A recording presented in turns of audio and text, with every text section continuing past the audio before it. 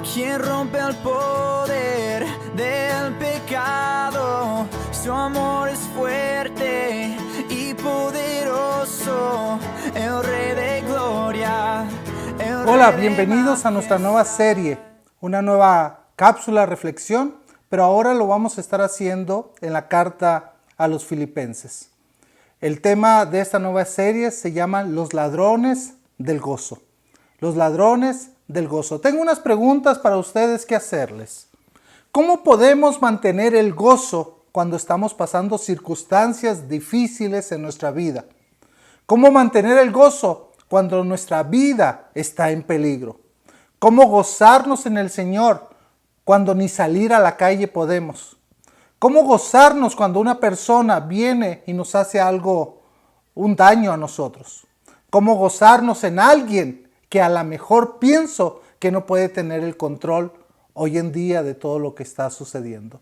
Estas preguntas nos podemos hacer todos los días. Pero la pregunta es, mis queridos, ¿es bueno tener gozo a pesar de las circunstancias? ¿Es bueno tener gozo a pesar de las pruebas que estamos pasando?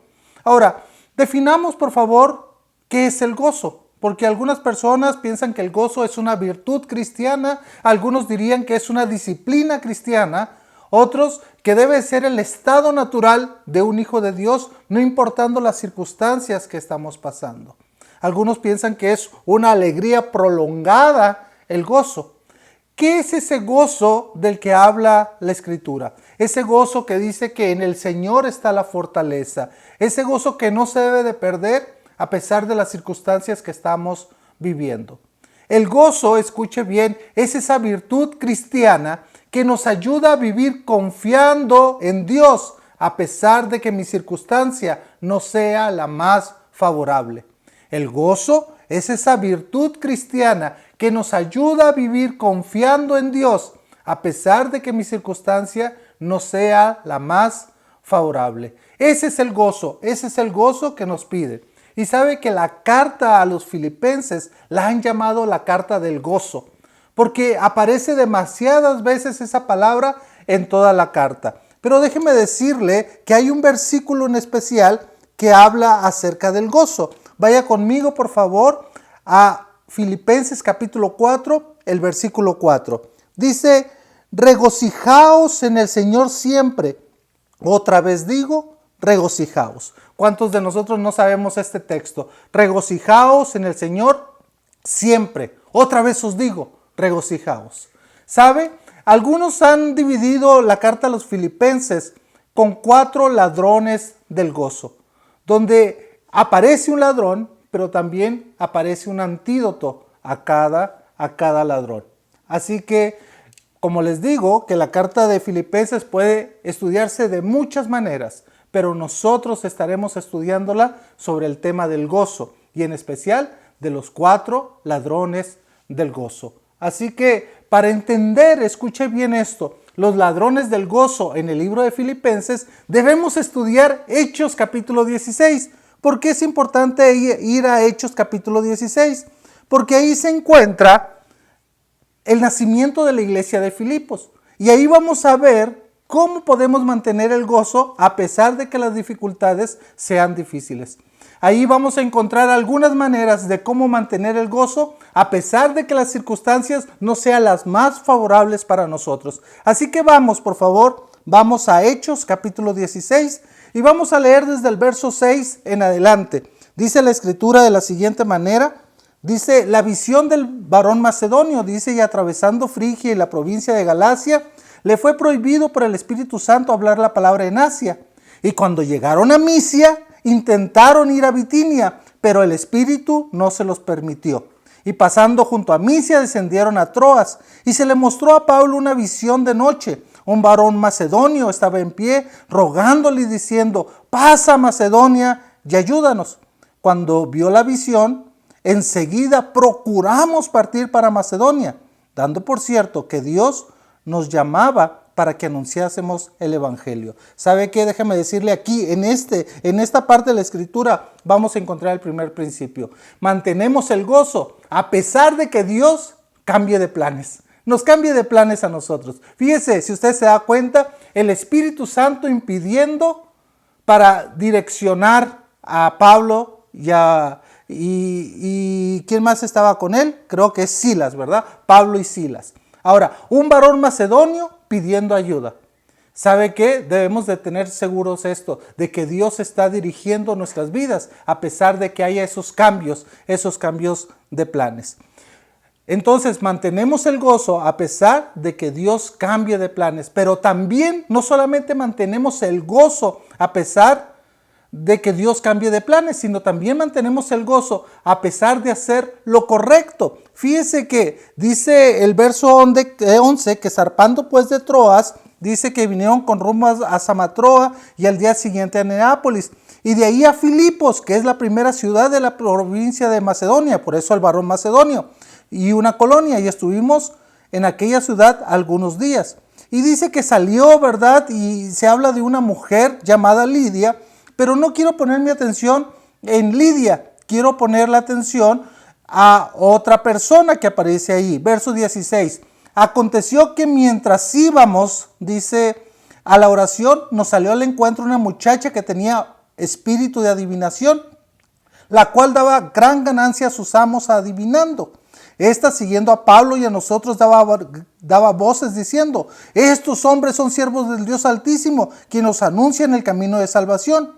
Y esto lo hacía por muchos días, mas desagradando a Pablo, este se volvió y dijo al espíritu: te mando en el nombre de Jesucristo que salgas de ella, y salió en aquella misma hora. Pero viendo sus amos que había salido la esperanza de su ganancia, prendieron a Pablo y a Silas y lo trajeron al foro ante las autoridades. Por eso digo que mantenemos el gozo a pesar de hacer lo correcto. Pablo libera a una muchacha de ser esclava por los demonios, por el pecado, pero también por sus amos, ¿sí? Entonces es curioso que esto molesta a los amos de tal manera que lo llevan ante las autoridades. Dice el verso 20, y presentándolos a los magistrados dijeron: estos hombres, siendo judíos, alborotan nuestra ciudad. ¿Sabe lo que estaba haciendo Pablo? Estaba trastornando, estaba dando vueltas, estaba poniendo de cabeza a esta ciudad con el evangelio. Por eso voy a decir lo siguiente: poner de cabeza a la ciudad proclamando la palabra de Dios. ¿Por qué? Porque no comprendían el mensaje las autoridades, no comprendían lo que Pablo estaba haciendo. Dice la Escritura: y enseñan costumbres que no es lícito recibir ni hacer, pues somos romanos. De tal manera, mis queridos, que mantenemos el gozo a pesar de ser maltratados por anunciar el nombre de Cristo. Fíjese lo que dice la Escritura más adelante. Y se agolpó el pueblo contra ellos, y los magistrados, rasgando las ropas, ordenaron azotarle con varas. Después de haberles azotado mucho, lo echaron en la cárcel, mandando al carcelero que los guardara con seguridad. Fíjese, esto es importante. Mantener el gozo a pesar de que Dios cambie de planes, número 1. Número 2, mantener el gozo a pesar de hacer lo correcto. Y número 3, mantener el gozo a pesar de ser maltratados por el evangelio, por nuestro Señor Jesucristo. Ahora, ¿qué es lo que hace que se produzca ese gozo? ¿Qué es lo que produce el gozo, mejor dicho? Ok, ya vimos cómo podemos mantener el gozo. Fíjese lo que sucede. Cuando una persona vive en el gozo en el Señor, no importando las circunstancias, va a suceder esto. Mire, dice el verso 25: pero a medianoche, orando Pablo y Silas, cantaban himnos a Dios, y los presos lo oían. Lo primero que produce el gozo en nuestra vida es que cantaremos alabanzas a pesar de no estar en la mejor situación de nuestra vida. Vamos a reconocer al Señor de señores, al Dios nuestro, que nos ayuda a confiar en Él a pesar de estas circunstancias. Pablo y Silas estaban cantando alabanzas a pesar de no ser la mejor situación en su vida. Pero no solamente eso, vea lo que dice, verso 26, entonces sobrevino de repente un gran terremoto de tal manera que los cimientos de la cárcel se sacudían, y al instante se abrieron las puertas y las cadenas de todos se soltaron. Aquí viene lo segundo. Estaban cantando, pero también estaban siendo testigos del poder de Dios obrar en la vida del que mantiene el gozo. O sea, Pablo y Silas están viendo el poder de Dios actuar. Pero no solamente eso, ¿Recuerdan la historia del carcelero? Que el carcelero pregunta, ¿y qué debo de ser para ser salvo? ¿Qué debo de hacer para ser salvo? Porque cuando usted vive en gozo, usted puede compartir del evangelio en los momentos más complicados. Dice que Pablo les dijo, no huyan, aquí estamos. Y dice que vio al carcelero, ayudaron a las personas, le lavaron sus heridas. ¿Por qué? Porque otra manera que produce nuestro gozo cuando nos mantenemos en él es que ayudamos al necesitado en el tiempo oportuno. Pero no solamente eso, hermanos, nos regocijamos en Dios con sus hijos. ¿Por qué digo esto? Mire, dice que llevándolos a su casa los puso a la mesa y se regocijó con toda su casa de haber creído en Dios. Pero no solamente sucedió eso, sino que los magistrados también se dan cuenta, mis queridos, que habían actuado de una manera mal porque Pablo era un ciudadano romano. Entonces, aquí viene otra cosa que produce vivir en gozo. Que las personas que te maltratan te pidan perdón por su actuar. Van a la casa y dice, dígale que salga. Y dice Pablo, ¿cómo? Después de haber sido maltratados, pues saben que perdón, no sabíamos que eran ciudadanos romanos. Y lo más interesante es esto, dice que, pero Pablo les dijo, después de azotarnos públicamente, sin sentencia judicial, siendo ciudadanos romanos, nos echan en la cárcel y ahora nos echan encubiertamente. No, por cierto, sino que vengan ellos mismos a sacarnos. Y los alguaciles hicieron saber estas palabras a los magistrados, los cuales tuvieron miedo al oír que eran romanos. Y viéndoles, le rogaron, sacaron, les pidieron que salieran de la ciudad. Entonces, saliendo de la cárcel, entraron en casa de Lidia para despedirse. Porque esta es otra virtud que produce el gozo, que podemos despedirnos con la bendición de Dios y de los hermanos. Entonces, saliendo de la cárcel, entraron en casa de Lidia, habiendo visto a los hermanos, los consolaron y se fueron. Y así es como la iglesia en Filipos inicia. Por eso es que vemos, mis queridos, la importancia del gozo a pesar de las circunstancias. Si usted hubiera sido Pablo, si usted hubiera sido Silas, hubiera seguido con la plantación de la iglesia, hubiera seguido soportando esto. Por eso es que vamos a ver capítulo 1, capítulo 2, capítulo 3 y capítulo 4 de Filipenses, que el tema principal es el gozo en el Señor. El inicio de la iglesia de Filipos nos ayuda a entender entonces por qué la carta es impresa con este tema sobre el gozo. El gozo echa fuera el afán, la ansiedad, el temor, la falsa alegría que es pasajera.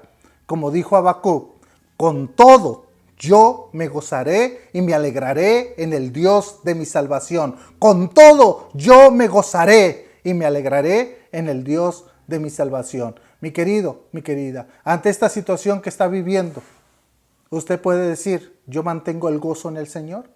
Yo espero que sí, porque es la enseñanza del día de hoy. No importa la situación que estemos viviendo, el gozo en el Señor debe de estar. Mi querido, mi querida, oraré por usted, para que no importe la circunstancia que esté viviendo, usted siga viviendo con gozo.